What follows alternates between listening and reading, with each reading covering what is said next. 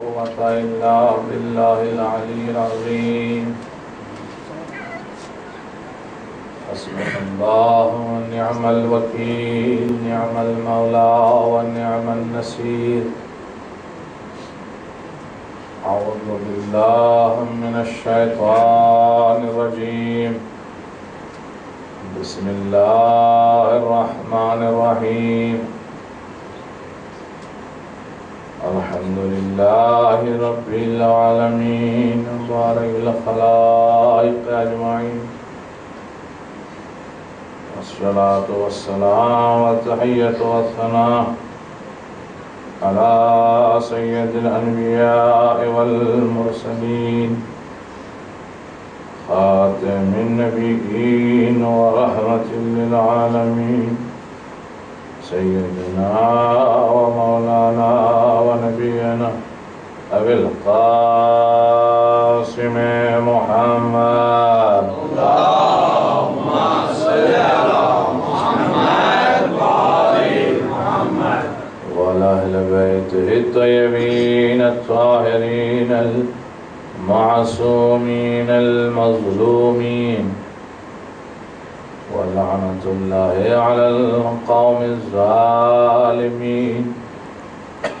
أما بعد، فقد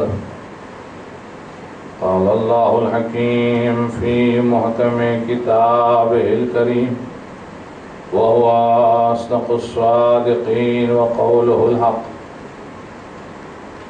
بسم الله الرحمن الرحيم. ادعو إلى سبيل ربك بالحكمة والموعظة الحسنة وجادلهم بالتي هي أحسن، إن ربك هو أعلم بمن ضل عن سبيله وهو أعلم بالمهتدين. صلوات عليه. اللهم صل على محمد وآل محمد. اسلام اور دعوت فکر و عمل کے موضوع پر یہ ہمارا اشرا ہو رہا ہے، اور اس سلسلے کی یہ 9ویں تقریر ہے، 9ویں مجلس ہے۔ کل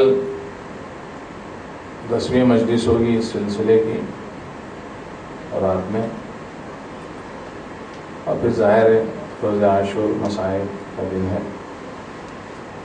11ویں اور 12ویں محرم کو دوسرے مختلف موضوعات پہ تقریریں ہوں گی۔ پھر صبح کے بعد میں چلا جاؤں گا واپس انشاءاللہ۔ کیا بتاؤں،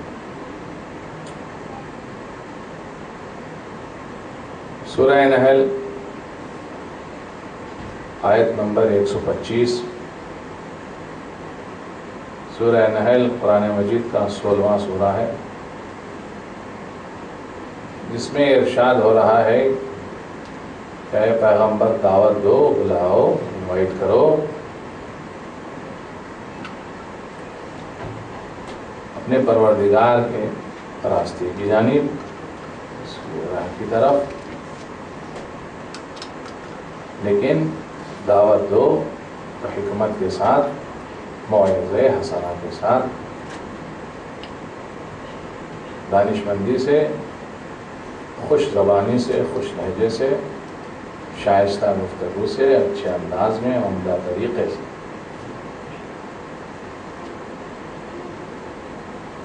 اس لیے کہ یاد رکھے گا، زبان بہت بڑا کردار ادا کرتی ہے زندگی میں۔ جو زبان کے اچھے نہیں ہوتے ان کے دشمن بہت ہوتے ہیں،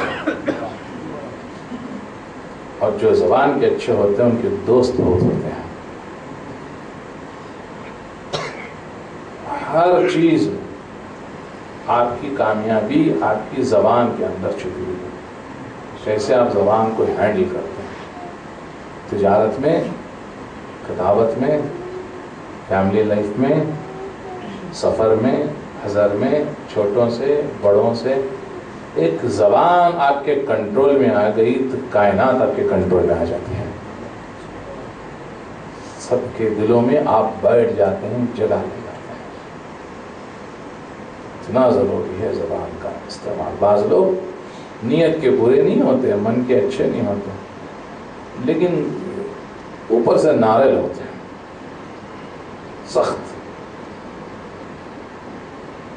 مار کھا جاتے ہیں.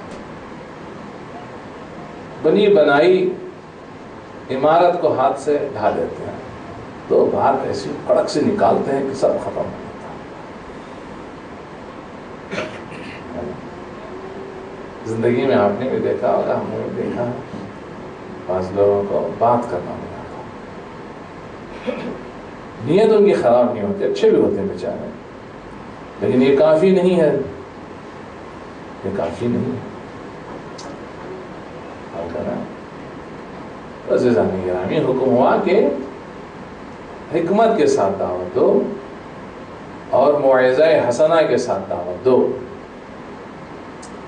وَجَادِلْهُمْ بِالَّتِي هِيَ أَحْسَنُ, لوگوں سے بحث کرو, لیکن جب بحث کرنا لوگوں سے احسن طریقے سے, اچھے طریقے سے. آپ غلام حسین آپ آگے تشریف لائیے, اس کی وجہ میں آپ کو بعد میں بتاؤں. صلوات بھیجے محمد وعلی محمد. اللہم صلی علی محمد وعلی محمد. تو لوگوں سے بحث کرو, لیکن احسن طریقے سے کرو ورنہ مت کرو. اب رہا لوگوں کے عقیدوں کے سلسلے میں, اللہ بہتر جانتا ہے اور خوب جانتا ہے, تمہارا پروردگار بہت اچھی طرح سے جانتا ہے کہ کون اس کی راہ سے, اس کے راستے سے دور ہو گیا ہے اور کون ہدایت یافتہ ہے. اللہ بہت اچھی طرح سے جانتا ہے. عزیزان گرامی, حکم ہو رہا ہے کہ زمین ہموار کرو. دیکھے گا جو لوگ کھیتی کرتے ہیں, کھیتی کرنے سے پہلے ہل چلاتے ہیں, اس لیے کہ زمین سخت ہوتی ہے, اس زمین کو نرم کرنا ضروری ہوتا ہے, پھر پانی بھی دیتے ہیں اور اس میں نرمی پیدا کرتے ہیں, پھر بیج بوتے ہیں تاکہ پودا نکلے, فصلیں نکلیں. تو راستے کو ہموار کرو, ماحول کو سازگار بناؤ, ایک ایسا ماحول پیدا کرو, ایک ایسی مثالی سوسائٹی پیدا کرو کہ لوگ تمہیں دیکھ کر فالو کریں. لیکن ایک دم سے احکام نافذ کرنے مت چلنا. جو سماج پوری طرح سے اویئر نہیں ہے, آگاہ نہیں ہے, مطلع نہیں ہے, خوب واقف نہیں ہے, وہ سماج احکام کو اپنے اندر ابھی پوری طرح سے جذب نہیں کر سکتا. بہت سے لوگ ہیں نیت کے برے نہیں ہوتے, نیت ان کی بری نہیں ہوتی, مولانا لوگ بھی ہوتے ہیں, علماء بھی ہوتے ہیں, لیکن ماحول کو, حالات کو سمجھنے میں ذرا ان سے غلطی ہو جاتی ہے. آپ جوانوں کو جگائیں, ان کو ان کی ذمہ داری سے آگاہ کرائیں, تعلیم کی طرف لگائیں, ان میں غیرت دلائیں, اپنے پیروں پر کھڑا ہونا سکھائیں, مثالیں دیں اچھے جوانوں کی, تو وہ اپنی مرضی کی شادی کریں گے, لڑکی والوں پر بوجھ نہیں بنیں گے, اور وہ رشتہ بھی اچھا رہتا ہے, تانا طنز نہیں رہے گا, باتیں نہیں رہیں گی, کچھ بھی نہیں رہیں گے. لیکن آپ ظلم و زبردستی کریں گے, سختی کریں گے, ایک دن سماج سے جو ایک عرصے سے ایک ماحول چلا آ رہا ہے اس کو نکالنے کی کوشش کریں گے. گو کہ آپ کی نیت بری نہیں ہے, لیکن سختی کی وجہ سے وہ چیز آئی ہے, چند دنوں کے بعد ختم ہو جائے گی تو اور سماج بگڑ جائے گا. جو ایران میں عورتیں دل سے پردہ نہیں کرتی، جو ہی بمبئی کے ایئرپورٹ میں اترتے ہیں، دبئی کے ایئرپورٹ میں اترتے ہیں، بینکاک کے ایئرپورٹ میں اترتے ہیں، جہاں سے فوراً چادر اتار دیتی ہیں، اسکارف اتار دیتی ہیں، چونکہ انہوں نے وہاں دل سے اسے ایکسپٹ نہیں کیا، انہوں نے قبول نہیں کیا، ابھی اس میں ان میں وہ استعداد نہیں آئی، ابھی ان میں وہ تیاری نہیں آئی۔ اور کر رہے ہیں آپ ہیں عزیزان گرامی، غور کریں، میں کہنا کیا چاہتا ہوں، بھی لوگ ہیں، لوگ، یہ لوگوں کا کوئی بھروسہ نہیں، کبھی کبھی عوام کتنے جلدی بدل جاتے ہیں ہمیں معلوم نہیں ہوتا۔ حضرت موسیٰ علیہ السلام بتائیے، اولو العزم پیغمبر بتائیے، انہوں نے توحید کا سبق دیا، توحید کا درس دیا، جناب چند دنوں کے لیے باہر کیا گئے، وہ بھی اپنے جانشین کو چھوڑ کر گئے، گوشالہ پرستی شروع ہو گئی، بچڑے کی پوجا شروع ہوگی، پورے کے پورے لوگ گمراہ ہو گئے، اور اتنا غصہ آیا حضرت موسیٰ علیہ السلام کو، جب آئے تو اپنے بھائی پر برس پڑے کہ یہ کیا کیا تم نے؟ حضرت ہارون نے کہا اس میں میرا کیا قصور ہے، یہ تو مجھے قتل کرنا چاہتے تھے، میں خاموش اس لیے بیٹھ گیا کہ کہیں اختلاف نہ ہو جائے سماج میں، پھوٹ نہ پڑ جائے، شیرازہ نہیں بکھر جائے، اب آپ آئیں، آپ سنبھالیے۔ تو حضرت موسیٰ علیہ السلام بیٹھے اور اللہ سے کہا، اے مالک تو نے کیا نہ امتحان مجھ پر ڈال دیا، مجھے یاد ہے ایک دفعہ صدام کا دور تھا، ایران میں رفسنجانی صاحب جمعے کی نماز جمعہ میں خطبے میں کہہ رہے تھے، اگر ہم بغداد پر فتح بھی کر لیں، بغداد تو اپنے قبضے میں لے لیں، اگر وہاں کے عوام ہمیں ایکسپٹ کرنے کے لیے تیار نہیں ہے تو پھر ہمیں وہاں سے واپس آنا پڑے گا، اس لیے کہ وہ ایکسپٹنس ہونا چاہیے۔ ابھی تو لوگ پستی میں ہیں، انہوں نے بلندی دیکھی نہیں، سمجھے نا۔ اب عزیزان گرامی دیکھے گا، جب تک آپ ایک نصاب تیار نہیں کر لیں گے، جب تک آپ پوری طرح سے سماج میں ایک ماحول تیار نہیں کر لیں گے، اس پر کام نہیں کریں گے، میں آپ کو سمپل مثال دیتا ہوں، پھر آتا ہوں انقلاب کی طرف۔ بھئی ہمارا اپنا سماج ہم نے جو دیکھا، آج بھی ہندوستان میں ہندو عورتوں کی طرح بہت ساری مسلمان عورتیں، اکثریت ساڑیاں پہنتی ہیں، بہت ساری مسلمان عورتیں، شیعہ عورتیں بھی پہنتی ہیں بعض جگہوں پر، ٹھیک ہے۔ ہمارے یہاں بھی ساڑیاں پہنی جاتی تھیں، بہت کامن تھے ساڑی پہننا۔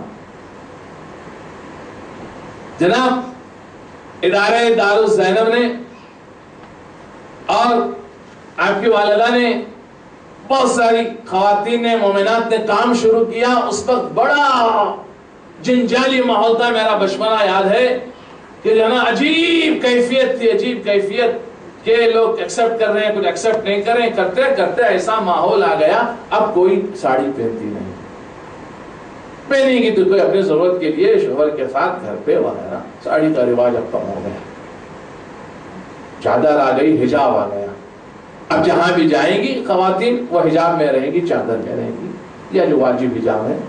اور کر رہے ہیں آپ کیوں؟ اس لیے کہ راہ ہموار ہو گئی، فضا سازگار ہو گئی، کہ دعوت دو، شروع کرو۔ جب دعوت سے آغاز ہوگا، ایک ماحول کریٹ ہوگا، تو بڑی سی بڑی بات ہضم کرنے میں آسانی ہو جاتی ہے۔ جو لوگ بچپن سے اچھے مرغن غذائیں نہیں کھاتے، اچھی خوراک نہیں کھاتے، ان کو زبردستی نہیں دعوت میں کہیں پر طعام میں ہوٹل میں خوب کھلا دیجئے، ان کی طبیعت خراب ہو جاتی ہے، اس لیے کہ ان کا معدہ اتنا قابل ہی نہیں تھا کہ اونچے قسم کھانے کھائیں۔ شروع ہے انقلاب 32 سال پہلے، اب آپ دیکھیں گا آج اس چیز ہضم کرنا بہت آسان ہے، قبول کرنا بہت آسان ہے۔ 35 سال پہلے جب امام نے انقلاب کے لیے تحریک چلائی تھی، بہت سارے لوگوں کے لیے سوال تھا، کیسے شاہ کو ہٹایا جا سکتا ہے؟ 2500 سال کا شہنشاہی نظام کیسے ختم ہو سکتا ہے؟ پہلے سوال یہ اٹھ رہا تھا کہ ممکن ہے بھی یا نہیں، اور پھر غور تو کیجئے 1400 سال سے سلسلہ کٹا ہوا تھا. حضرت علی علیہ السلام کی حکومت کے بعد شیعہ حکومت 1400 سال میں کہیں پر نافذ نہیں ہوئی. 1400 سال کے بعد ایک شخص اٹھ رہا ہے اور یہ اسلامی حکومت کا کانسپٹ دے رہا ہے. کتنا مشکل ہے قبول کرنا. علماء نے تک قبول نہیں کیا اس حقیقت کو. کوئی بری نیت نہیں تھی ان کو، بیچاروں کو خدا نہ خاصا امام خمینی سے کوئی عداوت بغض نہیں تھا، لیکن تیار نہیں تھے اس حقیقت کو تسلیم کرنے کے لیے. اور آج عراق میں جیسی بھی ہے ایک شیعہ حکومت قائم ہو رہی ہے، قائم ہوئی ہے، بہتر ہوگی ایران سے، ایران جیسی ہوگی، ایران سے کمتر ہوگی، بات کی بات ہے، لیکن ان کے لیے آسان ہے ایکسپٹ کرنا، اس لیے کہ 30 سال سے تجربہ سامنے پڑوس میں وہ دیکھ رہے ہیں. پہلے مشکل تھا. 1400 سال سے یہ سلسلہ تھا. جناب امام خمینی کہتے تھے مجھے یقین ہے انقلاب آ گیا، کیسے چلے گا، چلے گا یا نہیں چلے گا. چاروں طرف یہی باتیں تھیں. 1 سال تک چلے گا ختم ہو جائے گا، 6 مہینے تک چلے گا ختم ہو جائے گا. چلا سال 1.5 سال میں جنگ لا دی گئی. 8 سال جنگ چلی صاحب، 8 سال صاحب لگائیے. جناب جنگ کے بعد یہ ختم ہو جائے گا نظام، دیکھتے رہیے گا. جنگ ختم ہو گئی، کچھ نہیں ہوا کہ جب تک امام خمینی ہے اس انقلاب کو کچھ ہوگا نہیں. یہ مر جائیں گے، انقلاب بھی مر جائے گا، حکومت ختم ہو جائے گی. جناب ان کا انتقال ہوئے پورے 22 سال ہو گئے. کبھی پابندیاں لگ رہی ہیں ٹوٹ جائے گا، کبھی الیکشن کے بعد دیکھیں گے حالات خراب ہو جائیں گے، ٹوٹ جائے گا، ختم ہو جائے گا. 32 سال سے سنتے سنتے کان ہمارے پک گئے. کیوں؟ بہت حد تک راہ ہموار ہو گئی ہوں. جب راستہ ہموار ہو جاتا ہے، لوگوں کے ذہن چند فیصد ہی صحیح اس بات کو قبول کرنے کے لیے تیار ہو جاتے ہیں، پھر وہاں پر بڑا پیغام دینا آسان ہو جاتا ہے. بچوں کی تعلیم و تربیت کے سلسلے میں کیا فرمایا رسول اللہ نے؟ بتائیے. آپ کے یہاں بچے ہیں، بہت سو کے یہاں 7 سال کے کم کے بچے ہیں. کیا 7 سال کے ایج کے اس سے کم کے بچوں کو آپ 20 سال کے بچے کی ذمہ داری دے سکتے ہیں؟ نہیں. اگر اس کے کندھوں پر 20 سالہ 30 سالہ مرد کی ذمہ داری آپ ڈال دیں گے تو یقیناً ناکامی کا منہ آپ کو دیکھنا پڑے گا. بچے کو آپ مار رہے ہیں، بچے کا قصور کیا ہے؟ آپ نے اس کو قابل ہی نہیں سمجھا، بیچارے کو اتنا قابل ہی نہیں بنایا تھا، اس پوزیشن میں نہیں تھا کہ ذمہ داری کو قبول کرتا. اس لیے معصوم نے فرمایا 7 سال تک اس کو آقا بناؤ، تم نوکر بنو.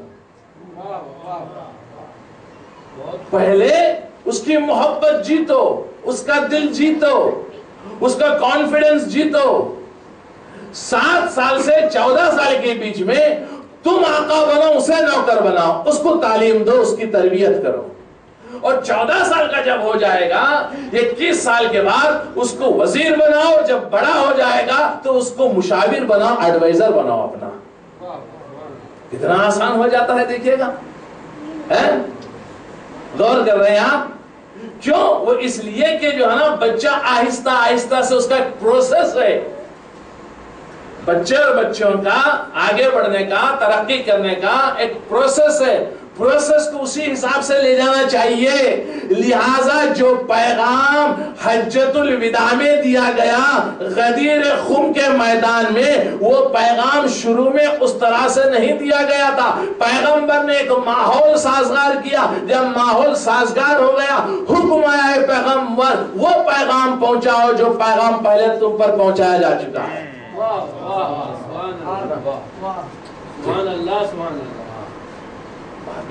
خالفت بھی لوگ گھر گئے، ہٹ گئے رائے راستے، اور لوگوں کا اپنا پرابلم، لیکن رہ گئے. آج 40 کروڑ تو لوگ ہیں اس حقیقت کو ماننے کے لیے کہ غدیر میں رسول خدا صلی اللہ علیہ وسلم نے پیغام دیا تھا. تو آپ دیکھیے نا. تو بس آپ سن لیجئے گا.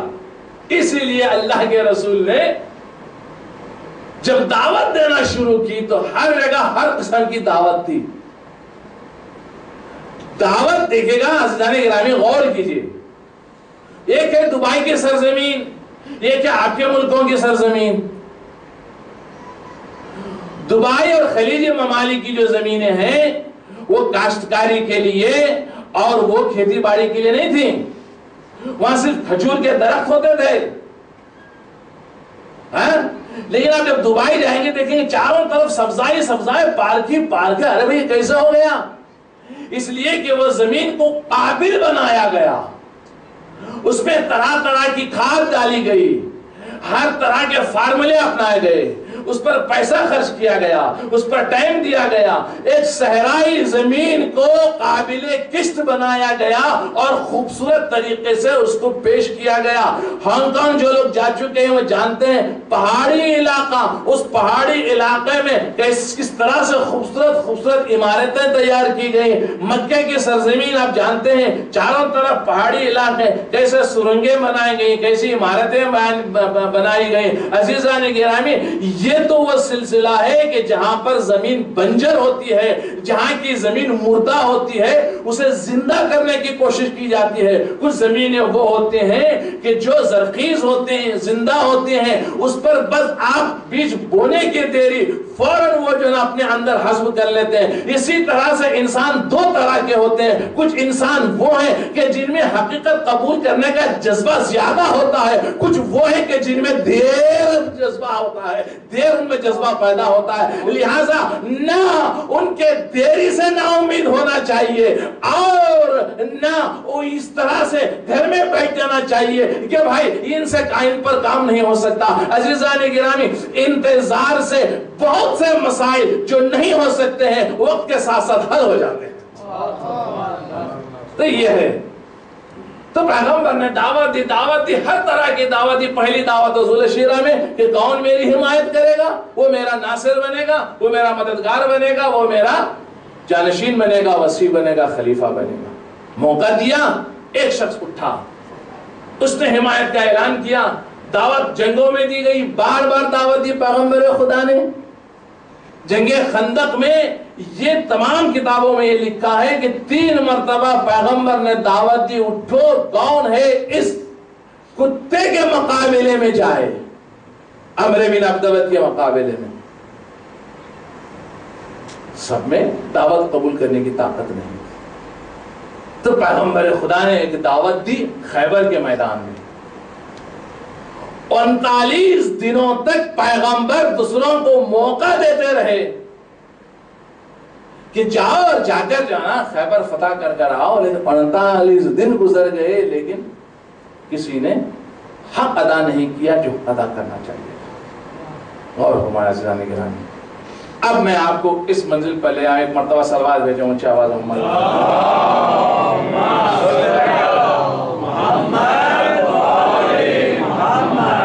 غور کریں. پیغمبر کی دعوتوں کا جو مرکز تھا پیغام کا، وہ اہل بیت اطہار علیہ السلام کی ذاتی گرامی تھی. مجلس کا لفظ پیغمبر نے سب سے پہلے ذکر علی کے لیے استعمال کیا. فرمایا زینوا مجالسکم بذکر علی ابن ابی طالب، اپنے مجلسوں کو زینت علی ابن ابی طالب کے ذکر سے. پھر فرمایا فَإِنَّا ذِكْرَهُ ذِكْرِي وَذِكْرِ ذِكْرُ اللَّهِ وَذِكْرُ اللَّهِ عِبَادَةً. علی کا ذکر میرا ذکر ہے، میرا ذکر اللہ کا ذکر ہے، اور اللہ کا ذکر عبادت ہے.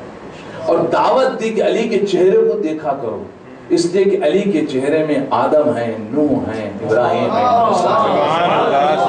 اور علی ہی کی محبت کو معیار بنایا. اور فرمایا علی سے محبت ایمان ہے، علی سے بغض اور دشمنی کفر اور نفاق ہے. اور فرمایا علی قسیم النار والجنہ ہے.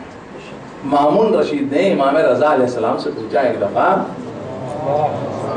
کہ کیا یہ سچ ہے کہ قیامت کے دن علی فیصلہ کریں گے، لوگوں کو جنت اور جہنم بھیجیں گے؟ ایک مرتبہ امام رضا علیہ السلام نے کہا ہاں سچ ہے. کیا تم نے رسول خدا کی حدیث نہیں پڑھی کہ فرمایا علی قسیم النار والجنہ؟ کہا ہم نے سنا کہ قیامت کے دن جہنمیوں کو جہنم بھیجیں گے، علی جنتیوں کو جنت بھیجیں گے. یہ کہا. پھر آپ نے پوچھا جواب مل گیا؟ ہاں جواب مل گیا. امام رضا اندر گئے تو اباسط ان کے غلام تھے، وہ پیچھے پیچھے آئے، کہنے لگے مولا آپ نے تو اس کو سمجھا دیا، امید ہے کہ وہ سمجھ گیا ہو. ایک مرتبہ مولا امام رضا علیہ السلام نے فرمایا جو بات اس کے لیے میں کہہ سکتا تھا وہ کہہ دیا، لیکن بات اس سے بھی بڑھ کر ہے۔ کیا کا بات یہ ہے کہ بات قیامت تک نہیں جائے گی کہ صراط پر میرے دادا علی بن ابی طالب کھڑے ہو جائیں گے پلے صراط، جہنم سے کہیں گے یہ تیرا ہے، جنت سے کہیں گے یہ ہمارا ہے، کہیں گے جہنم اس کو لے جا اور کہیں گے تم ہمارے پاس آ جاؤ، وہیں پر فیصلہ ہوگا۔ پھر فرمایا میرے دادا نامہ اعمال کھول کر نہیں پڑھیں گے، چہرے کو دیکھ کر پڑھ لیں گے کہ کون جہنم جا رہا ہے۔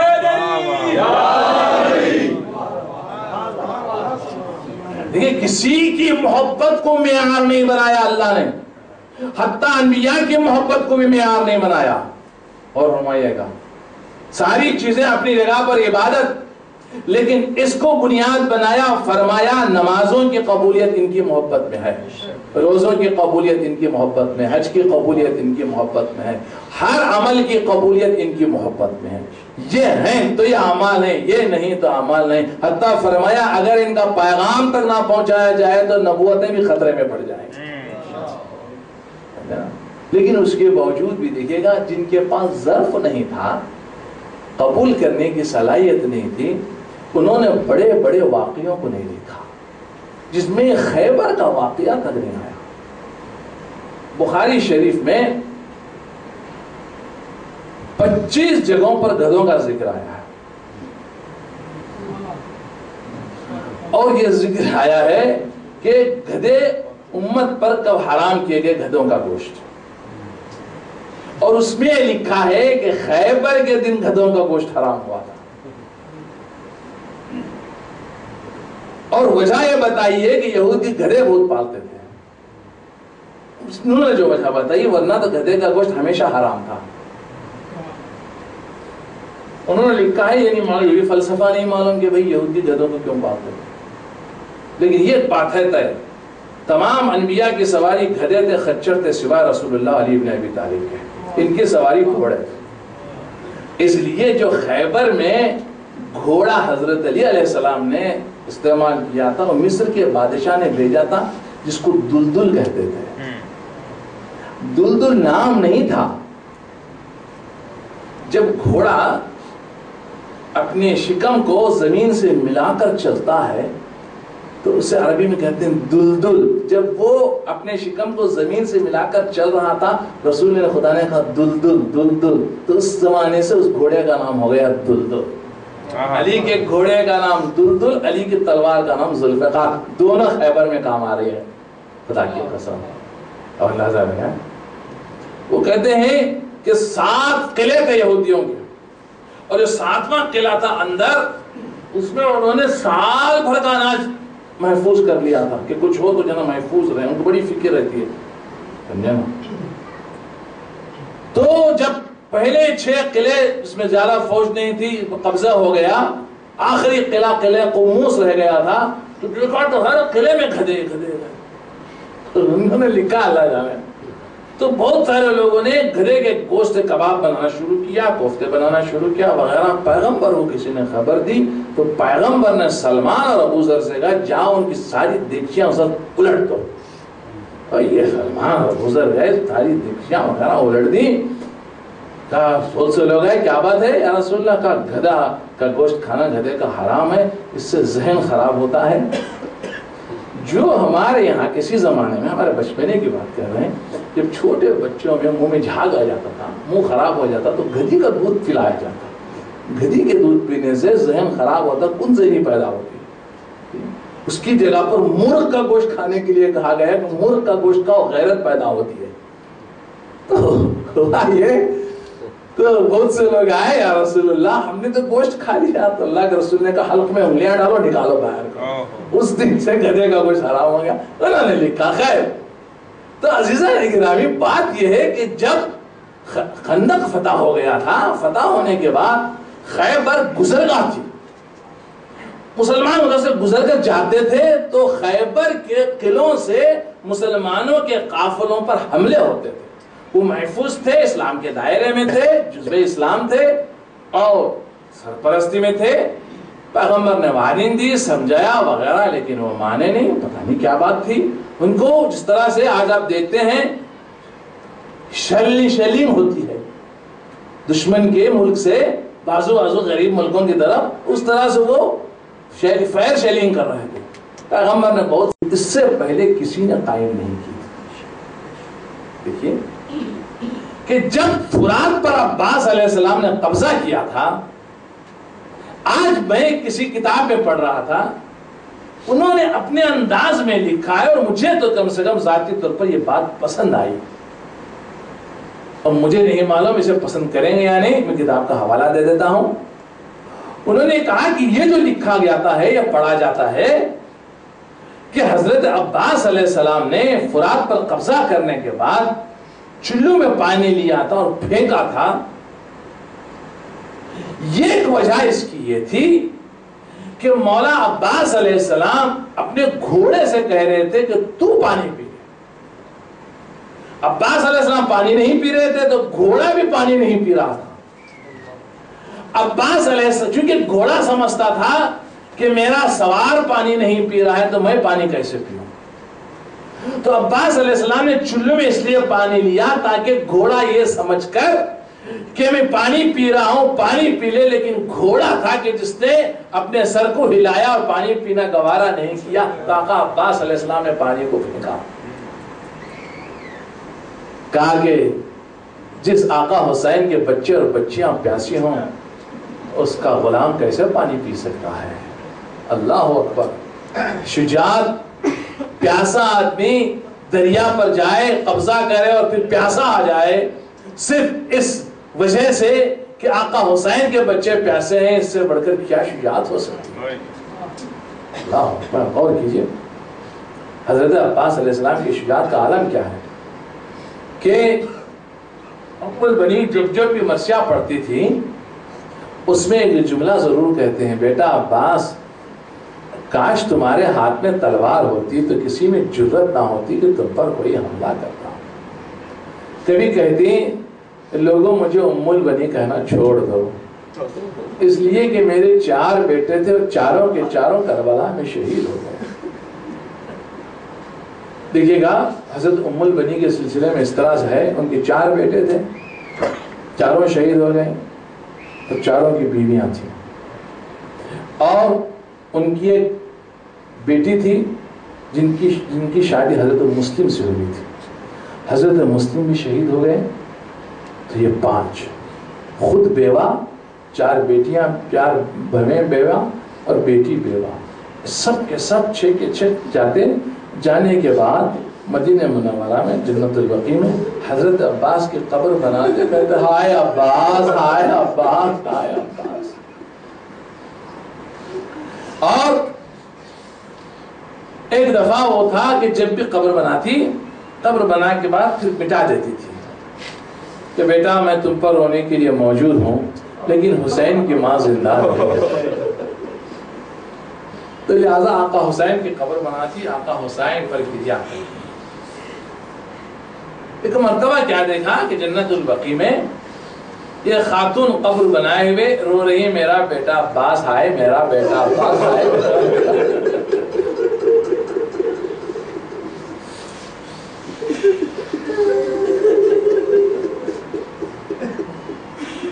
تو جناب ام البنین کو بڑی حیرت ہوئی اور پوچھا بی بی عباس کی ماں تو میں ہوں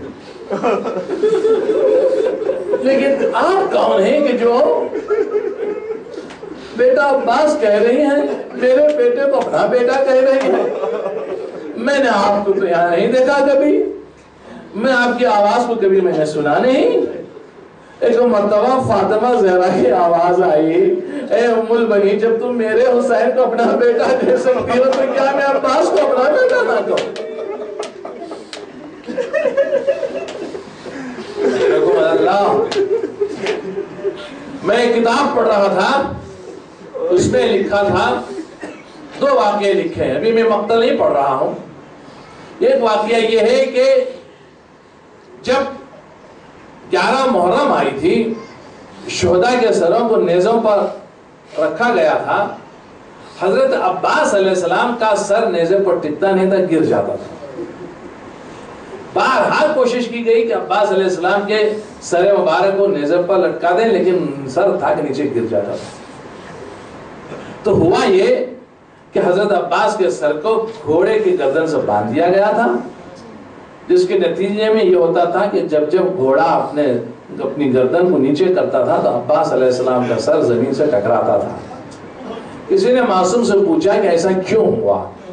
تو معصوم نے فرمایا تھا کہ میرے چچا عباس نے یہ وعدہ کیا تھا پردوں کی حفاظت کروں گا، پردے کی پاسبانی کروں گا، لیکن عباس علیہ السلام کی شہادت کے بعد عباس کی غیرت گوارا نہیں کر رہی تھی کہ کٹے چہرے سے کٹے سر سے بھی بیویوں کو بے مقنا و چادر دیکھ سکتے تھے، اس لیے میرے چچا کا سر نیزے سے گر جاتا تھا. اور پھر یہ جب سر لے جایا گیا ابن زیاد کے دربار میں، یزید کے دربار میں، ان ظالموں میں سے کسی ایک ظالم نے کہا تھا یا اس دربار میں سے کسی ایک درباری نے کہا تھا وفاداری بھائی کے ساتھ ہو تو ایسی عباس. عباس کی تعریف دربار میں بھی کیسے وفادار کہ کائنات میں ایسے وفادار دیکھے نہیں گئے. اللہ اکبر اللہ اکبر. ایک کے بعد ایک جانثار رشتہ دار عزیز و قریب شہید ہونے لگے. عباس علیہ السلام کی بے چینی میں اضافہ ہوتا گیا کہ مولا مجھے مرنے کی اجازت دے، مولا مجھے مرنے کی اجازت دے. حضرت امام حسین یہ کہہ کر خاموش کر دیتے تھے عباس تو میرے لشکر کے علمدار ہو، اے عباس تم اگر علمدار چلا جائے گا تو لشکر کا کیا ہوگا؟ تو آقا عباس داہنے دیکھ کر بائیں دیکھ کر پوچھتے مولا وہ لشکر ہی کہاں رہے گا؟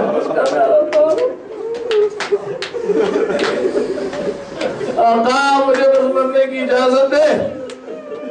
ایک وقت وہ آیا کہ حضرت عباس سے امام حسین نے کہا اچھا ٹھیک ہے بھیا، اگر تمہیں اتنا اصرار ہے تم جاؤ، جا کر بچوں کے لیے پانی کا انتظام کر دو. اللہ اکبر.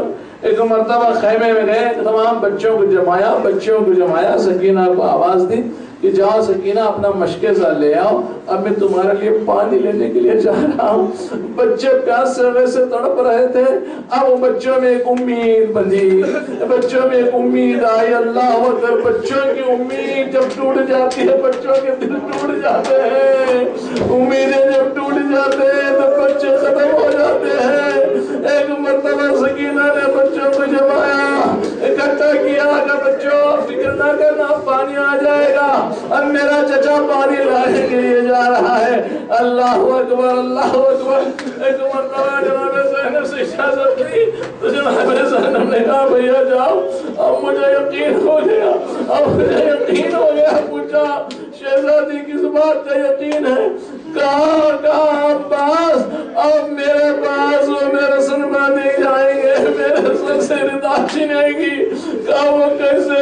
کہا بھیا کہ جب میں چھوٹی تھی اور میں بابا کے زانوں میں لیٹی ہوئی تھی، ایک مرتبہ ہوا کا جھونکا چلا، میرے بازوؤں سے ردا ہٹی تو میرے بازوؤں کا بوسہ لے کر میرے بابا نے گریا کیا.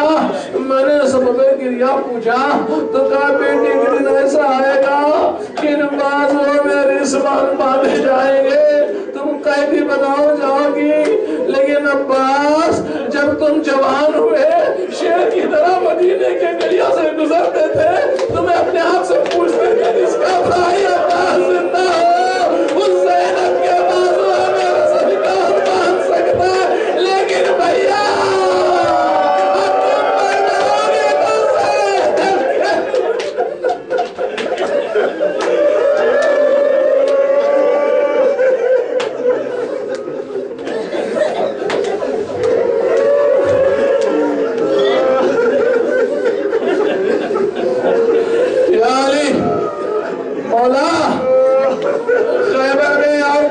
پردے کی حفاظت کسی میرا ہی نہیں سنبھی کہ رسول اللہ نے آپ کو مولا خیبر میں آپ کو پانی لانے کے لیے نہیں کہا تھا رسول اللہ نے.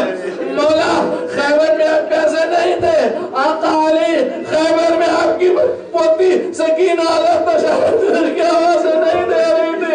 لیکن ذرا عباس کی شجاعت کا اندازہ تو لگائیے گا کیسا بیٹا اللہ نے آپ کو عطا کیا. ایک مرتبہ شیر گھوڑے پر سوار ہوا، صفین کی لڑائی ظالم دے چکے تھے، عمر صاحب نے ندا کر آئی، دیکھو اب عباس آ رہے ہیں، عباس سے اکیلے وار نہ کرنا، عباس سے اکیلے نہ لڑنا، یہ ہزاروں پر بھاری پڑتا ہے۔ ایک مرتبہ میرا مولا عباس لڑائی کے لیے آگے بڑھا، نیزہ لیے ہوئے عباس لشکر کو ہٹاتے ہوئے کبھی میمنے پر حملہ کر رہے ہیں، کبھی میسرے پر حملہ، کبھی قلب لشکر پر حملہ۔ اللہ اکبر، 4000 کا دستہ تو صرف دریائے فرات کی حفاظت میں تھا کہ پانی کا قطرہ خیموں تک نہ جانے پائے، لیکن یہ عباس کی شجاعت تھی، یہ عباس کا حوصلہ تھا کہ 4000 کے لشکر کو ہٹایا اور دریائے فرات پر قبضہ کیا اور مشکزے میں پانی بھرا۔ اللہ اکبر، عباس کے دل کو ٹھنڈک پہنچی کہ اب پانی بچوں تک پہنچے گا۔ پھر گھوڑے پر سوار ہوئے اور مقام خیمہ گاہ کی طرف نگاہ تھی۔ عباس کی پوری توجہ یہ تھی کہ کس طرح سے ہو سکے پانی خیموں تک پہنچ جائے۔ اللہ اکبر، اللہ اکبر، آواز دوں میرے سامنے، دیکھو دیکھو، اگر اب پانی پہنچ گیا تم میں سے کوئی بچ نہیں سکے گا۔ عباس کا راستہ روکو، بھاگی ہوئی فوج واپس آ گئی، چاروں طرف لاکھوں کا لشکر، عباس اکیلے، لیکن عباس لڑتے گئے لڑتے گئے لڑتے گئے۔ ایک کمین کا ایک ظالم نے عباس کے دائیں ہاتھ پر حملہ کیا، میرے مولا کا دائیں ہاتھ قطع ہو گیا، علم کو سنبھالا اور بائیں ہاتھ پر حملہ ہوا۔ عباس نے علم کو سنبھالنے کی کوشش کی، دانتوں میں مشکزے کو لیا۔ عباس کی تب بھی کوشش تھی، اب گھوڑے سے اٹھ کر دیکھ رہے تھے کہ خیمہ کتنا دور ہے۔ اللہ اکبر، لیکن ایک تیر مشک سکینہ پر لگا، عباس کی امیدوں پر پانی پھر گیا، سر پر ایک ایسا گرز لگا، عباس گھوڑے پر سنبھل نہ سکے۔ آواز دی، آقا میرا آخری سلام قبول کرے۔